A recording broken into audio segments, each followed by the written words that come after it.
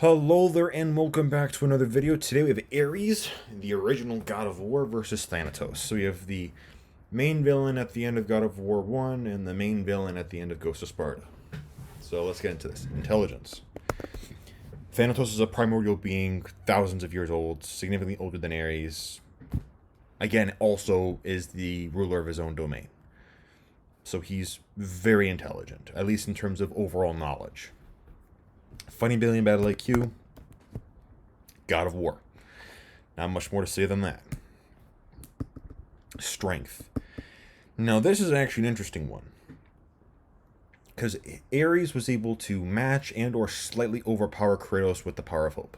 Now, this is just a temporary amp. It wasn't like it wasn't the Power of Hope you see at the end of God of War 3, but Kratos literally had just opened Pandora's box and was given a magical amp. And Kratos and Ares was able to match and slightly overpower.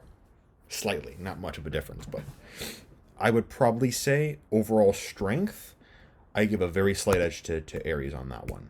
Speed, Ares has got teleportation, but that's more, I'd put that more in the versatility category than anything else. But in terms of overall movement speed, combat speed, Thanatos is up there. He's definitely faster. Durability, Thanatos is the primordial god of death. You're not going to beat Thanatos in durability all that often. Ares is a very powerful god. He's definitely up there, but durability wise, he's not quite to the level of like a big three member. Maybe if anything, he's probably close to Poseidon, but I'd probably put him below Poseidon, in all things considered. Invulnerability, you have the monster form of Thanatos versus Ares in full-on battle armor.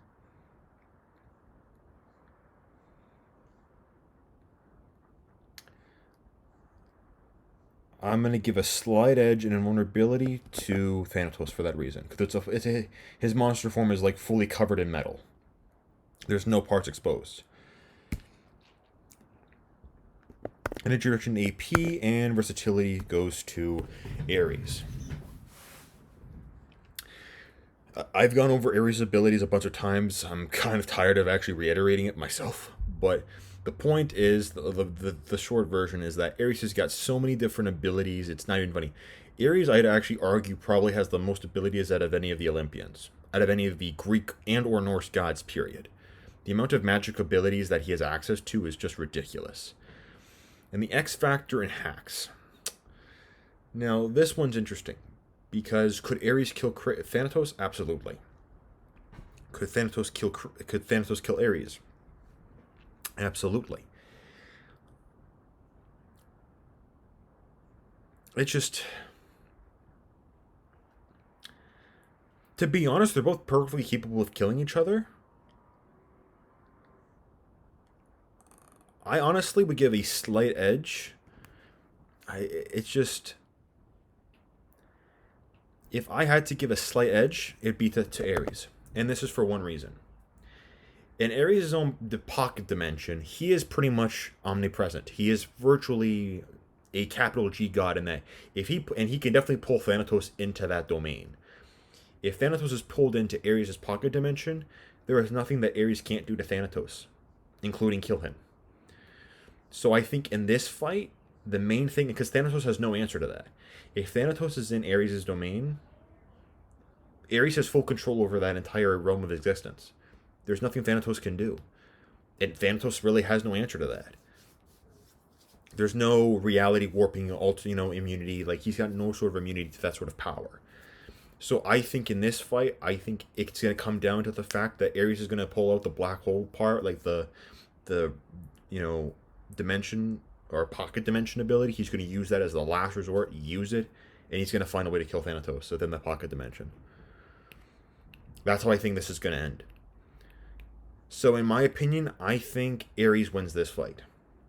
Please leave any insight in the comment section below. I hope you have a great rest of your day. I thank you for watching. And this is actually my last God of War versus battle, probably for a little while. I have other versus battle ideas. I'm not going to, actually, I could mention what I'm thinking, I guess. I was actually thinking of doing car comparisons because I also have an interest in the automotive industry. I'm very passionate about cars. I like learning how cars work, but for the context of doing something similar to this, I thought, well, why don't I develop my own criteria and actually compare different automotive vehicles? Because I think that actually be a very interesting way of looking at things, right? And I think it's something that I don't think anyone's really ever done. People have done car comparisons, but not like this, not using this sort of formatting, so to speak. And so I actually want to put that out there, and I kind of want to see where that goes. I imagine there's I know some of you probably like are into cars and might be interested in stuff, so I think I'm gonna try and give it a go. So, anyways, um, I thank you for following, and stay tuned till the next video.